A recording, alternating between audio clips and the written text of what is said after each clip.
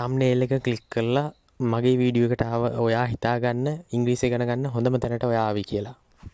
ඔයා හොඳටම දන්නවා අලුත් කෙනෙක් කැරෙන්න පරණ මගේ වීඩියෝස් බලන ඕනම කෙනෙක් දන්නවා මම සංවාද එක්ක තමයි ඔයගලන්ට ඉංග්‍රීසි උගන්වන්නේ කියලා. ඉතින් මේ කතාවේ අන්තර්ගතය වෙන්නේ කෙනෙක් බස් හෝල්ට් එකක නැවතිලා ඉන්නවා. තව යාළුවෙක් හම්බ වෙනවා. ප්‍රේම සම්බන්ධයක් පිළිබඳව කතාවක් තමයි මෙතන ගොඩනැගිලා තියෙන කතාව. ප්‍රේම සම්බන්ධයක් නිසා රණ්ඩුවක් ඇති වෙන්න ගිහිල්ලා ඒ කතාව තමයි සිංහල වාක්‍ය ඉංග්‍රීසි වලට හරවලා ඔයගලන්ට කියලා. ඉතින් කලින් වීඩියෝ වල වගේම මේ වීඩියෝ එකේදීත් අවසන් වෙනකම්ම රැඳිලා ඉන්න සෑම වචනයක් පාසාම මම පැහැදිලි කරලා ඔයගලන්ට කියලා දෙනවා. වීඩියෝ එක අවසාන වෙනකොට ඔයගලන්ට ලොකු අවබෝධයක් ලැබෙනවා මොකද්ද වාක්‍ය කොහොමද ගොඩ නගන්නේ කියලා. වීඩියෝ එකට යන්න කලින් ඔයා තාමත් මාව සබස්ක්‍රයිබ් කරලා නැත්නම් පහළ තියෙන සබස්ක්‍රයිබ් බටන් එක ක්ලික් කරලා සබස්ක්‍රයිබ් කරා. මම Priyankara chat box YouTube channel එකේ උමේෂ් ප්‍රියංකර. ආරංචි උඹා ඒ සමන් එක වලියක් ඇදගත්තා කියලා. I heard that again you had a conflict with Saman. I heard that again you had a conflict with Saman. ඉන්නවනේ රණ්ඩු වෙන්නම ඉපදිච්ච අය. ඉතින් ඒගොල්ලන්ට ප්‍රශ්නයක් ඇති නොකර ඉන්නම බෑ. I heard කියලා කියන්නේ මට ආරංචි කියන එක. මට ආරංචි ඔයා එහෙ ගියා කියලා. මට ආරංචි ඔයා මෙහෙ ආවා කියලා. Again නැවතත් ආයෙත්. You had a conflict කියන්නේ ඔයා ගැටුමක් ඇති කරගත්තා. He had a conflict. එයා ගැටුමක් ඇති කරගත්තා. I had a conflict. මං ගැටුමක් ඇති කරගත්තා. Conflict ගැටුම. with කියන්නේ එක්ක. with එක්ක. කවුද ඔයාට කිව්වේ? Who told you? Who told you? Who කවුද? Who කවුද?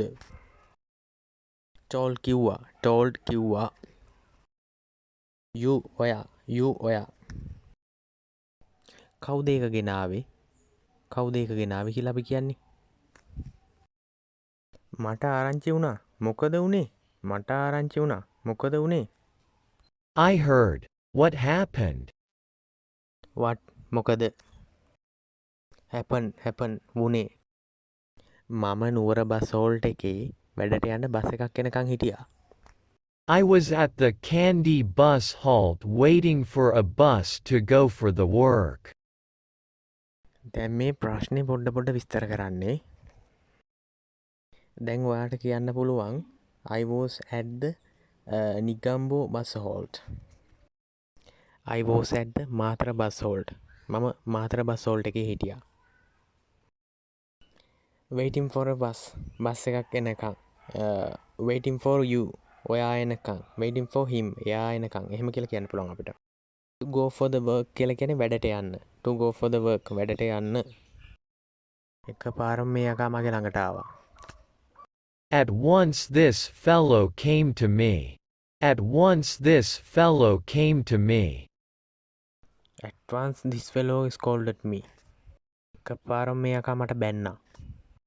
At once එකපාරම. At once එකපාරම.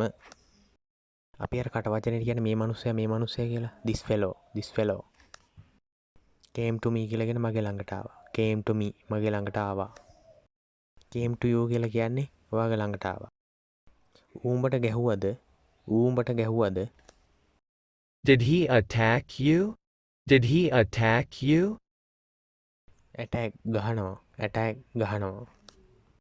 ඔය වාක්‍ය වෙන විදිහකට ඔයාලට කියන්න පුළුවන්. දැන් ඔයාලට කියන්න පුළුවන් did he scold you? ඌඹට බැන්නද? did he scold you? ඌඹට බැන්නද? Did he scold you? Did he scold you? scold කියලා කියන්නේ බනිනවා. scold බනිනවා. ඒ විදිහට ඇඟට ආවට ගහලා නැහැ. නෑ ඌ මට ගැහුවේ නෑ. He didn't attack. He didn't attack. ඌ මගේ ඇඟට ආවා රෝමේව කියාගෙන. He came to my body saying this and that. He came to my body saying this and that. දැන් ගොඩක් අය එහෙමනේ. ඒ කියන්නේ ගහන්න වගේ යවට ගහන්නේ නෑ. බොරුවට අර මේ කියන්නේ කෑ ගහගෙන එනෝ විතරයි.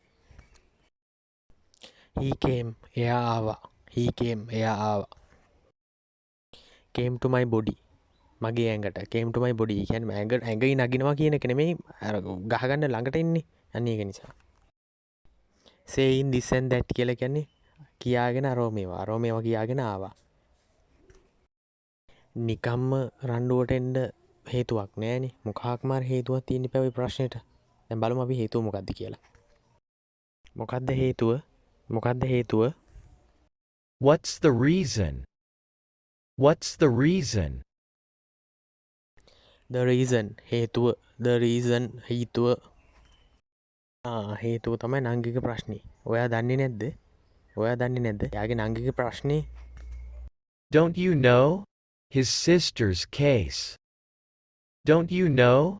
His sister's case. දැන් මෙතන you know කියලා කිව්වොත් ඔයා දන්නවා. එතන don't කියන වචනේ එකතු වුණාට පස්සේ ඔයා දන්නේ නැද්ද? ඔයා දන්නේ නැද්ද?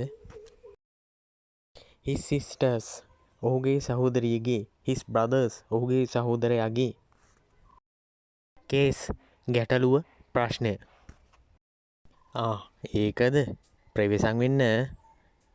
ඒකද ප්‍රවේශම් වෙන්න. Is that? Be careful. Is that? Be careful. මෙතන මේ ඔක්කොටම හේතුව වෙලා තියෙන ප්‍රේම සම්බන්ධයක් වෙන්න ඕනේ. is that කියලා කියන්නේ ඒකද? is that ඒකද?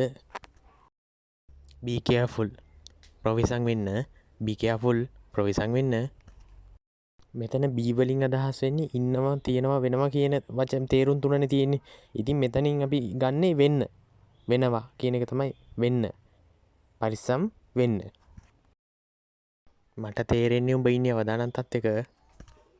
I understand you are living in a glass house. I understand you are living in a glass house. I understand කියලා කියන්නේ මට තේරෙනවා. I understand. මෙතන that you are living in a glass house කියලා කියන්නේ මෙයා වීදුරු ගෙදරක ජීවත් වෙනවා කියන කතාව නෙමෙයි. ඒ කියන්නේ වීදුරු ගෙදරක හිටියම අපි නිකමට හරි ගලක් ගැහුවොත් මොකද වෙන්නේ? වීදුරුව කැඩෙනව නේද? ඒ කියන්නේ ඒ තරම් අවදානමක් තියෙනවා කියන එක පෙන්වන්න තමයි අඟවන්න තමයි මේ විදිහට හදලා කියලා තියෙන්නේ. in a glass house වීදුරු ගෙදරක living ජීවත් වෙනවා. living ජීවත් වෙනවා. මම දන්නවා ඔය පාකරපු එකේ කියලා. වෙන මොකුත් ඕනේ නැහැ. ඔයා හොඳට කල්පනා කරලා බලන්න ඔයාගේ අම්මා කවදා හරි ඔයාලට කියලා තියෙනවද මේ මිනිස්සයා ආශ්‍රය කරන්න එපා මේ මිනිස්සයා ආශ්‍රයට හොඳයි කියලා. ඔයාගේ අම්මා කියලා තියෙනවනේ. මේ අකා මහ බාහ කරපු මිනිස්සෙක් ආශ්‍රය නම් කරන්න එපා කියලා තියෙනවනේ. I know he is a corrupted bugger. I know he is a corrupted bugger. corrupted bugger කියලා කියන්නේ බාහ කරපු මිනිස්සෙක්. ගේම් එකට ඔට්ටුයි වගේ කාමක් නැහැ. අපි බලමු. කාමක් නැහැ. අපි බලමු කියලා කියනවා. Never mind, we will see. Never mind, we will see. never mind කියලා කියන්නේ කමක් නැහැ කියන එක. doesn't matter කියලා කියන්න පුළුවන්. doesn't matter. never mind කමක් නැහැ. we will see අපි බලමු. see බලනවා. will ආදේශ කරලා කිව්වට පස්සේ අනාගත කාලයට යනවා. we will see අපි බලමු. ඉතින් ඒ කතාවත් එහෙමම ඉවර වුණා. ඒ වීඩියෝ එකෙන් ඔයාලට ගොඩාක් දැනුම ලැබුණා. මම ගොඩක් දේවල් ඔයාලට කියලා දුන්නා. ඔය වගේ ගොඩක් සංවාද මම ඔයාලට ඉස්සරහට ගේන්න බලාපොරොත්තු වෙනවා. මගෙත් එක්ක වැඳිලා ඉන්නවා. තාමත් මම subscribe කරලා නැත්නම් subscribe කරන්න, share කරන්න යාළුවන් අතරේ. ඉතින් ඔයාලට බොහොම ස්තුතියි.